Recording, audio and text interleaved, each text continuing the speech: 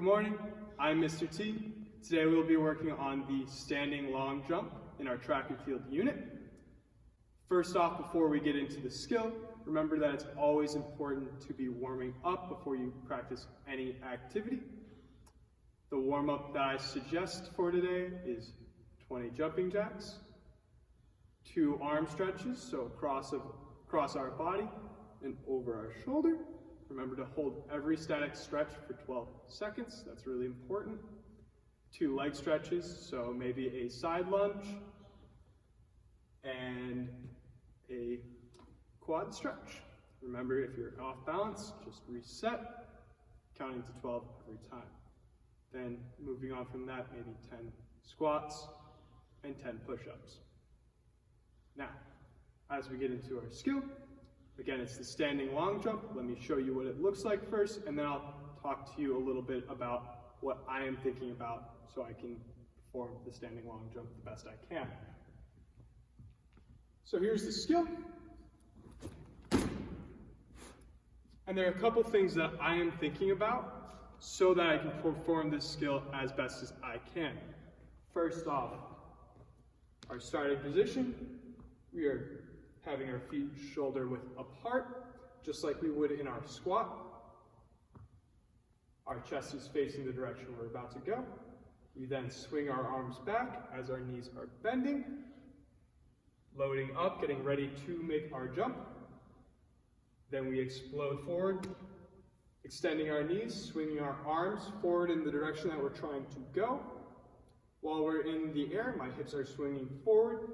Try to put my feet in front of my body, and then we're landing yet again, feet shoulder width apart, bending our knees, trying to make a nice soft landing. So one more time, this is what it looks like.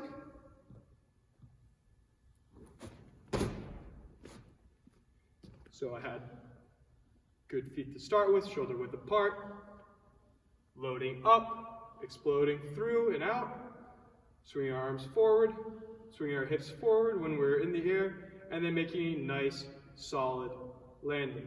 Remember, the landing is really important during track and field because if you're falling backwards, that reduces how far you jumped. If you fall forwards, your measurements get completely disqualified, unfortunately. So landing is really, really, really important for a track and field jump. So a couple of exercises we can be doing to practice and improve our ability to jump for the standing long jump and jumping in general. There's a couple things that we've already worked on in class. We can work on the squat. As you can tell, it's really helpful because we start and end in the same position during our standing long jump as we do in a squat. So again, feet shoulder width apart, chest up, knees bend, coming out and up. Try to get our knees as low as possible, and then coming back up nice and controlled. Another exercise that we can work on to improve our ability to jump is our lunges. Remember our lunge, we step forward, our knee does not go past our ankle, so knee right above ankle, come back up. Our back knee should not be touching the ground during this. So down again and back up. So for practicing at home, I recognize some of you may not have mats. That's completely fine. You can do this on any surface. I'm just using mats because that's what we practice on in the PE class. You can use a wooden surface or really any surface that you're comfortable with. Things that I want you to be thinking about as far as safety is that when you're practicing these jumps, that you have more than enough space in front of you, behind you, and to the sides of you. I don't want you to fall and be at risk to fall into something. That's really dangerous, and that's how you can end up hurting yourself. So making sure you have plenty of space to do this is really important. Other things I want you to focus on is while you're practicing this jump, distance is the end result, which you're hoping for, but landing is more important and what I want you to be really thinking about during this. So really focusing on landing nice and quietly, which we may or may not have worked on already, but making that nice, quiet, and soft landing is really what I want us to focus on.